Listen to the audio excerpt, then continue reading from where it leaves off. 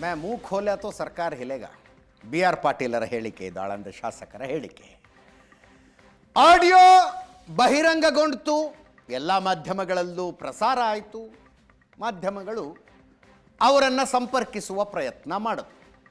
ನೇರವಾಗಿ ಕ್ಯಾಮರಾದ ಮುಂದೆ B R ಪಾಟೀಲರು ಕಾಣಿಸಿಕೊಳ್ಳಲಿಲ್ಲ. ಆದರೆ ಫೋನ್ನಲ್ಲಿ ಕನ್ಫರ್ಮ್ ಮಾಡಿದ್ರು, ಹೌದು ಅದು ನನ್ನದೇ ಆಡಿಯೋ ಅಂತ. ನಿಮ್ಮದೇ ಆಡಿಯೋ ಅಂದಮೇಲೆ ಅದರ ಬಗ್ಗೆ ಒಂದು ಸ್ಪಷ್ಟೀಕರಣ ಬೇಕಲ್ಲ, ಅಂದರೆ ನಾನು ಮುಖ್ಯಮಂತ್ರಿಗಳಿಗೆ ಕೊಡ್ತೀನಿ ಅಂದರು. ಮುಖ್ಯಮಂತ್ರಿಗಳಿಗೆ ಸ್ಪಷ್ಟೀಕರಣ ಕೊಡ್ತೀನಿ ಅಂದರು.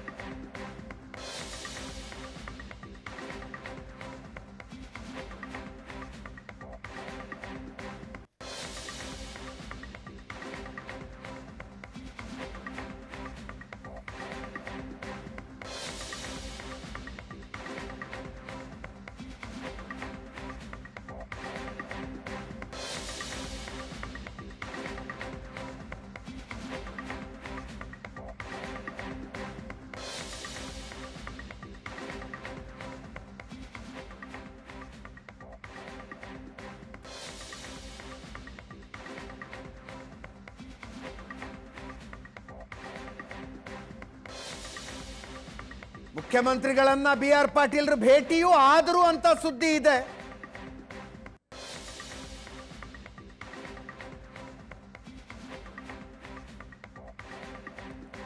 ಹಾಗಾದ್ರೆ ಆರಂಭಿಕ ಸಾಧ್ಯತೆ ಈ ಆಡಿಯೋ ನಮ್ಮದು ಅಲ್ಲವೇ ಅಲ್ಲ ಅನ್ನೋದು.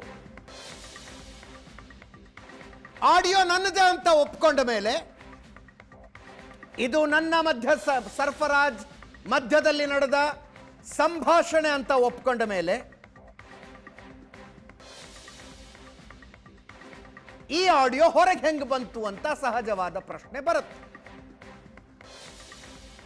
ಜಮೀರ್ ಅಹಮದ್ ಖಾನ್ರ PA ಸರ್ಫರಾಜ್ರನ್ನ ಕೇಳಲಾಗಿ ಮಾತನಾಡಿದ್ದು ನಾನೇ, ನನ್ನ ಜೊತೆಗೆ ಮಾತನಾಡಿದ್ದು ಬಿ ಆರ್ ಪಾಟೀಲರೇ. ಆದರೆ ಆಡಿಯೋ ನಾನು ರೆಕಾರ್ಡ್ ಮಾಡೇ ಇಲ್ಲ ಅಂತಾರೆ. ನನ್ನ ಹತ್ರ ಇರೋದು ಐಫೋನು, ಅದರಲ್ಲಿ ಆಡಿಯೋ ರೆಕಾರ್ಡೇ ಆಗಂಗಿಲ್ಲ ಅಂದ್ರು.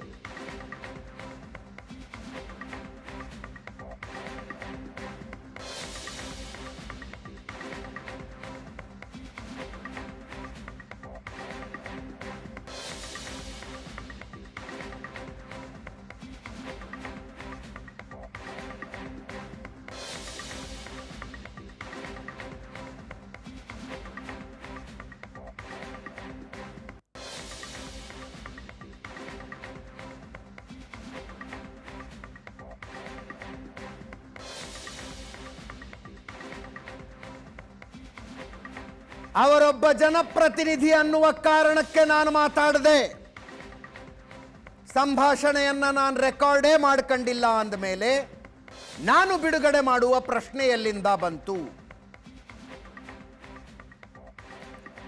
ನನ್ನ ಹತ್ರ ಇರೋದು ಐಫೋನು, ಅದರಲ್ಲಿ ಆಡಿಯೋ ರೆಕಾರ್ಡ್ ಮಾಡೋದಕ್ಕೆ ಬರೋದಿಲ್ಲ. ನಡೆದ ವಿಷಯವನ್ನ ಜಮೀರ್ ಅಹಮದ್ ಖಾನ್ರ ಗಮನಕ್ಕೆ ತಂದಿದ್ದೇನೆ ಅಂದ್ರು ಸರ್ಫರಾಜ್.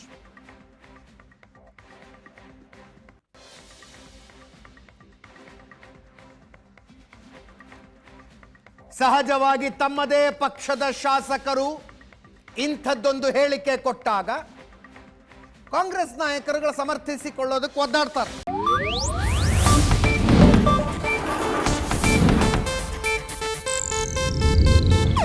ಇದು ಏಷ್ಯಾನೆಟ್ ನ್ಯೂಸ್ ನೆಟ್ವರ್ಕ್ ಪ್ರಸ್ತುತಿ.